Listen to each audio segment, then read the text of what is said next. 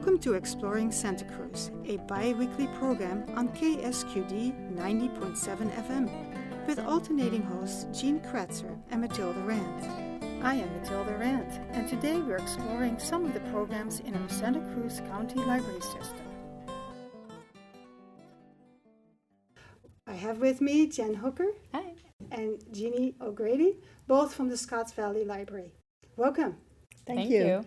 And Jen, why don't we start with having you explain a little bit about your background and how and why you started working for the Santa Cruz Public Library System. Sure. Like you said, my name is Jen Hooker. I came to Santa Cruz in 2008 to get my undergrad degree in film and digital media from the University of Santa Cruz. And then shortly afterwards, I got a job at the Santa Cruz Public Libraries as a library page, which is now library aide. I got my master's degree from San Jose State University in library science. And I started working as a librarian in 2015. And I wanted to become a librarian because I liked I loved books as a kid growing up, of course. It's kind of a requirement. But I wanted to be a teacher when I was younger, and teachers had a really big impact on my life. And when I found out that a lot of the curriculum was state mandated and you didn't get much of a say in what you could teach, I didn't really like the idea of that. And I worked in a library as a teenager, and one thing led to another, and here I am. Wonderful. Well, welcome. What about you, Jeanne? Well, I've been a librarian for quite a bit longer. I've been in Santa Cruz since 1997, when Measure B passed. It was one of the tax measures that allowed the libraries to hire a bunch of employees, and I was one of them. And I came as the Youth Services Outreach Librarian. And I've done a lot of different things since then, but before that, I lived in Ohio, and I was a middle school librarian. So I've done a lot of work with youth, and most of my librarian experience is with youth of one age or another. So. Also the young at heart, those who are a little older, very young at heart. Well, yeah. Yeah. Well, welcome. And today we're going to talk about the STEAM program. And maybe you want to explain first what it stands for and how it came about and what you do and who is participating. Well, STEAM stands for science, technology, engineering, math, skipped art and math. Yeah. And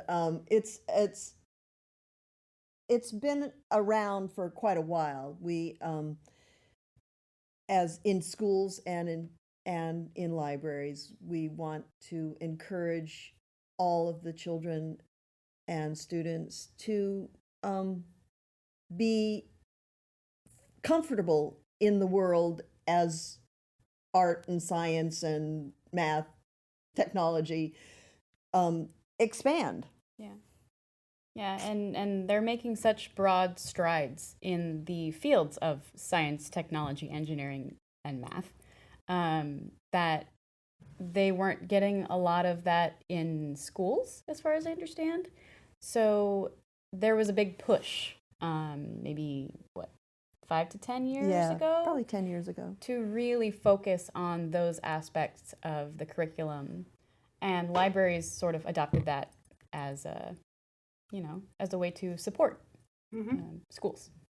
Because you listen to the kids and the needs of society, and then you bring the two together. Absolutely. And so what do you do with the students? I personally do a few different STEAM-based programs in the library. The one that comes to mind straight off the bat is Lego Club. And Lego Club, we meet twice a month at Scotts Valley Library. There's other Lego clubs in the area. And we build with Legos. We have thousands of Legos. And big bins. Yeah, and we have Lego Technic pieces, which are like gears and pulleys and turnies and all different kinds of things you would need to make pretty much anything out of plastic toys. And some of these kids, I mean, they're young, they're 6, 7, and they're brilliant builders with these toys. They're teaching me how to use the Legos, you know, they're giving me a lesson in they don't know it's physics, but they're talking about physics and structural integrity and all these things. And it's amazing to see that coming out of, you know, without the terminology, but coming out of such a young mind. So that's probably one of our most basic STEAM programs all across the county, is most libraries have their own version of a Lego club. And another thing that I do a lot of programs with very young children, preschool and babies. And one of the things that I've started doing in my story times is including a nonfiction book in every story time. So, you know, it might be a book about animals, but that's science. It might, we're working our way through the alphabet, and I just found a book about the water cycle that I'm going to use when we get to W. Cool. And so that's science at a very early age, and just included in, and they don't even know they're getting science. But I do mention it for the parents so that they know and have that idea that you know, this is important. It's important to read to your children, but it's also important to what you read to your children. Mm-hmm. Yeah, something as simple as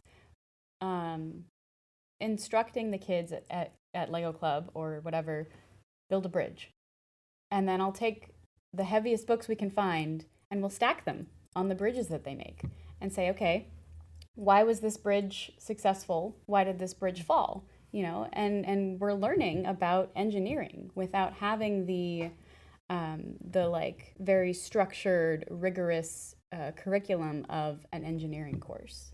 So even though they don't have a background in engineering, you know, they're not doing geometry and calculus, but they're getting a more practical, hands-on exposure to science, technology, engineering, art, and math.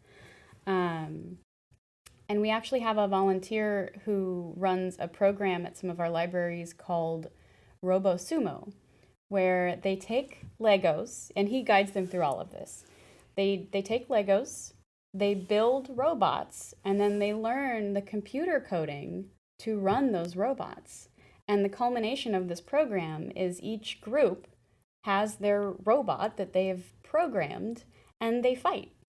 You know, they have a little sumo ring, and they work on pushing each other out of the ring. And it's very cool to see. You know, this is not something that I would have accomplished when I was that age. So it's great to see how young children are really engaging with these different types of programs. And so what age level does STEAM? All ages. All ages. I mean, as I said, I do very, very basic things in preschool story times. The RoboSumo, well, the Legos is, you know, 5 to we ask 7 or but 8. there's some younger kids that come. We have wooden blocks too for really young kids, so they can work on building that. and construction. Yeah. And then the RoboSumo, I think, it's a little older. A little bit older. 8 to, you know, however old. It's, but all the kids in Santa Cruz are wonderfully adept at these things. And they teach us. Mm-hmm. They really do. Now, you sent me this picture of this slime program. Can you tell me about that? This was a program that we did at, trying to think where they did this. Anyway, they made the slime together, and then it's so it's chemistry in action, doing something that you can build up and something tangible, and you know, take a cup of slime home with you and have our parents get upset with us because it's something you can easily recreate at home as well. That's right. So we can give them a little card that has the ingredients for you know, baking soda and whatever else they need, food dye. And they can take it home. And if the kids want to make more slime, they can make more slime. And a lot of the stuff, like the beauty of Legos is they're so accessible. I mean, they can be a bit pricey, but I can tell you most every single kid that comes to Lego Club has exposure to Legos in one way or another. So it's not something that's only accessible for them at the library. It's something they can easily take home and recreate on their own. Right, and the things like the Robo Sumo, they're learning how very basic programming, but that helps with their computer literacy, and they in turn teach their friends and their parents and what they've learned, and so it's passing it on. It's educating, and at all levels. Right. Yeah. And now, when I went to prepare for this, I went to the website, the calendar. Yes. And you told me that if you go to the calendar, it would say for different libraries where. Yes. Where. So if you go to our website and the calendar, you can check out, like if you want a program at a specific branch, you can put in that branch and STEAM programs. Right. Or if you want a program for a particular age level, you can also put in that so that you can, we have so many programs. So if you go to the whole calendar, you have to scroll down, way down, and scrolling. However, we do have every month we put out a flyer that you can get at the branches that's about the special things that are happening in the library. If we're having a new program or A one-time only program. Or sometimes we have programs that are just once a month, and so we focus on those more often so that people remember about them. You are listening to Exploring Santa Cruz on KSQD 90.7 FM. I'm your host, Matilda Rand, and I've been speaking with Jen Hooker and Jeanne O'Grady from the Scotts Valley Library about the STEAM program. STEAM stands for Science, Technology, Engineering, Art, and Math. Let's now return to our conversation with Jen and Jeanne. I also saw on the website that you do quite a bit of work with both younger people, but also with elder people. Teach classes, right? We do have classes that, not at Scotts Valley right now, but we have a series of classes that you can come in and even if you're just a very beginner, how to set up a email account or basic internet browsing, or how to use Microsoft Suite, so you have Word and PowerPoint and all those things. And some of those classes will teach you how to use your own devices. If you get an iPad for Christmas, or your grandkid gave you an e-reader that you don't know how to use, we can schedule one-on-one appointments and teach you how to use those things. Right. And so when you are doing these activities, whether it's the slime or the Lego or whatever, and so people want to look up things at your databases, because I understand you have quite an extensive database. So you bring them from beginners of not knowing anything, participating in fun activities, and then getting them to read books and to do the database exploration so they can educate themselves further. Yeah. So that's quite a bit. Exactly. Now, you talked about a case. What's that? We have at Scotts Valley, we have a program called CASE Art Club, and it's capital C, capital A, capital S, capital E. And that stands for Creative, Artistic, Scientific, and Expressive. And it came about, a young woman who is a junior at Scotts Valley High School wanted to do something at the library. And she remembered coming to art programs at the library when she was younger, and she thought she would like to reproduce that in some way.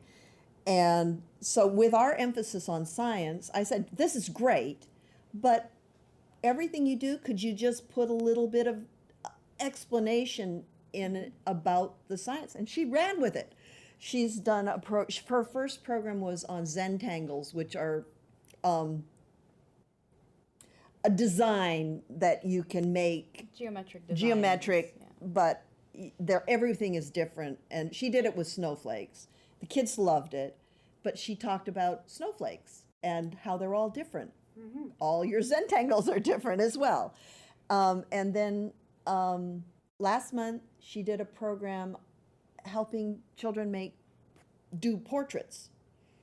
And that was very interesting because if you look at artists, when you look at the face, the intention is when you draw, you sort of put the eyes way up at the top, and when you look at faces, their eyes are really at least a third of the way down the oval that you draw for the face. And the kids were like, really? Man, some of them didn't want to do it that way anyway. But she was giving them ideas about how to draw portraits that actually look like people.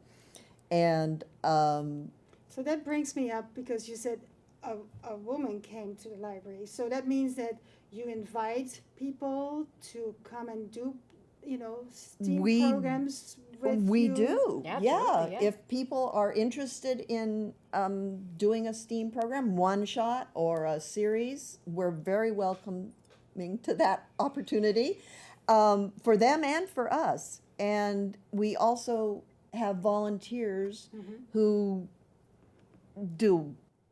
they help with programming, but they also do a lot of other things in the library. We've had volunteers who just clean books. And you can imagine that if, hundreds of people are touching these books every day, They need cleaning. they need cleaning. I never thought about that. Our Yeah. bookshelves need dusting. Yeah. I was with a program You mean the other you day. don't want the science experiments on the books? Exactly. I had a bunch of librarians in the library a couple months ago for a meeting, and they hadn't seen our library, and they were walking around, and one of them is a school librarian who's quite a bit taller than I am.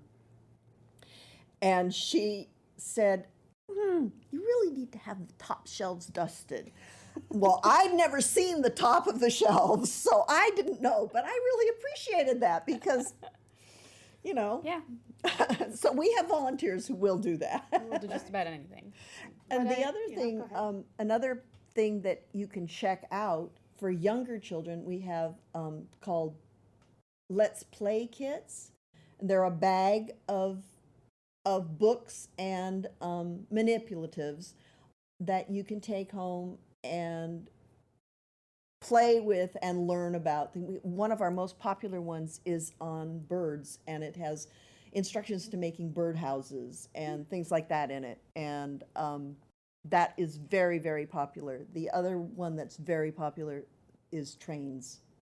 Of course. Yeah. And these are for younger children, preschool and early elementary, but they deal with the science, and they're things that you can actually check out from the library and take home and use with your kids at home or in your preschool or your daycare or your homeschool. But I guess you're not checking out the Legos because We do not check out Legos. They would never come back. They would not come back. In fact, some of them, I think, go home in everybody's pocket Yeah. Sorry. every time. It happens. I've had kids bring back a little brick. They're like, I took this home. I'm sorry. So, anything else about the STEAM program because I'm learning a lot. I mean, I knew a little bit, and the pictures that I saw were really interesting. Yeah. Is there anything else about? I think you had something else about the I STEAM. did. So we have a lot of different kinds of STEAM programs throughout Santa Cruz Public Libraries, which serves most of the county. Stuff for kids. There are things for adults. We have a program called Citizen Science that is wildly popular, and that's a monthly program that focuses on anything and everything that has to do with science, usually from a local aspect, but not always. And outside speakers, often from the university, Yeah. but not always. We've partnered with the university and the Museum of Natural History, I think, to bring these science programs together for the community. And upcoming, I'm actually very excited. We are opening our very first makerspace in the upcoming weeks. It will have everything from 3D printers, vinyl cutters, soldering tools. Yeah, lots of different types of things. It's for most ages. I'm not going to say all ages because there are some things that can be dangerous. But it's an opportunity for people to get hands-on experience with things that they may not normally have access to outside of that. So one of the things we have an Oculus Rift, which is a virtual reality machine. And there's a program where you can sculpt in virtual reality. So you're standing in front of your art creation and you're drawing and you're sculpting and you're creating, and you can take that file and you can send it to the 3D printer and you can have an object that you sculpted and you can take it home with you. Wow. It's very cool. It's very exciting. And we're also working on lendable telescopes because astronomy is very popular right now. And we want to make that accessible to people. So you can go to the library, you can check out a telescope and take it home for a week. And you can, you can look at the stars and you can, see if you can identify the constellations. And those are things that not only are we building bridges with our community, but we're building community within families and within groups. So you have this family time, you can take home a telescope and everyone can go around the telescope and, you can identify, oh yeah, that's Leo or that's Sagittarius or anything like that. Or you can see Mars tonight, and just different ways, because science is such a broad category, and just having different programs and different opportunities for the community to engage with those aspects of STEAM. And starting very soon at the Live Oak Library, there's going to be a program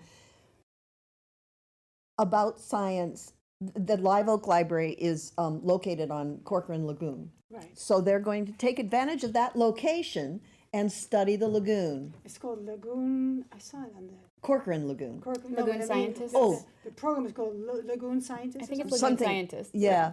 And so they'll be studying the animals that live in the lagoon, the water, plant life, water, testing the water quality and things like that. So it's very exciting. Yeah. So, do you see an increase in library activity as more books being taken out, DVDs, people coming in more to work on the computers based on all these programs that you're doing?